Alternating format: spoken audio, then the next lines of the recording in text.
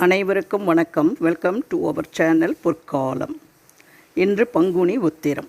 கடன் பிரச்சனைகள் தீர, பணமழை பொழிய ஏற்ற வேண்டிய ஒரு விசேஷமான தீபத்தை பற்றி தான் இந்த பதிவில் நம்ம பார்க்க போகிறோம். இந்த பதிவை பார்க்குறதுக்கு முன்னாடி இதுவரைக்கும் எங்கள் சேனலை சப்ஸ்கிரைப் செய்யாதவர்கள் சப்ஸ்கிரைப் செய்யுமாறு அன்போடு கேட்டுக்கொள்கிறேன்.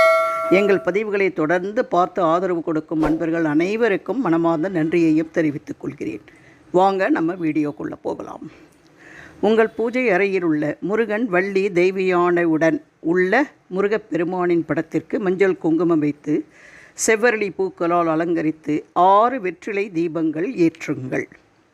இந்த தீபத்தை ராகுகாலம், யமகண்டம் தவிர்த்து ஏற்றலாம்.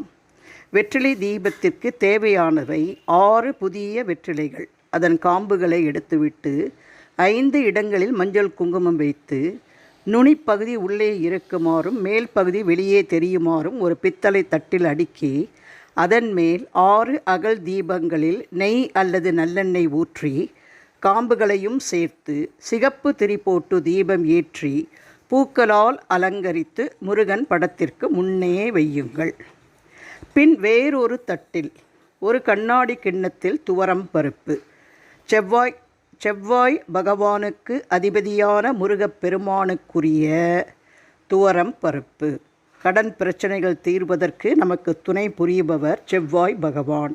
செவ்வாய் பகவானுக்குரிய அதிதேவதையான முருகப்பெருமானுக்கு ஒரு கிண்ணத்தில் துவரம் பருப்பு, 2வது கிண்ணத்தில் பச்சரிசி, 3வது கிண்ணத்தில் நாணயங்கள் வைத்து முருகனின் படத்திற்கு முன் வைத்து சிகப்பு நிற பழங்களை நிவேதனமாக படைக்கலாம். செவ்வாழை, ஆப்பிள், மாதுளம்பழம் இவற்றில் ஏதாவது ஒன்றை உங்களால் முடிந்த பழத்தை நிவேதனமாக படைத்து மயூர பிரியனிடம் மனமுருகி உங்கள் கடன் பிரச்சனைகள் தீரவும் பணமழை பொழியவும் பிரார்த்தியுங்கள். பிரார்த்திக்கும் பொழுது முருகப்பெருமான் 6 முகமான முருகப்பெருமானுக்கு 6 எழுத்து மந்திரமான மிகவும் சக்தி வாய்ந்த ஓம் சரவண பவ, ஓம் சரவண பவ, ஓம் சரவண பவ என்ற இந்த சக்தி வாய்ந்த மந்திரத்தை 21 முறை கூறி தூப தீப ஆராதனைகளை காட்டி வழிபடுங்கள்.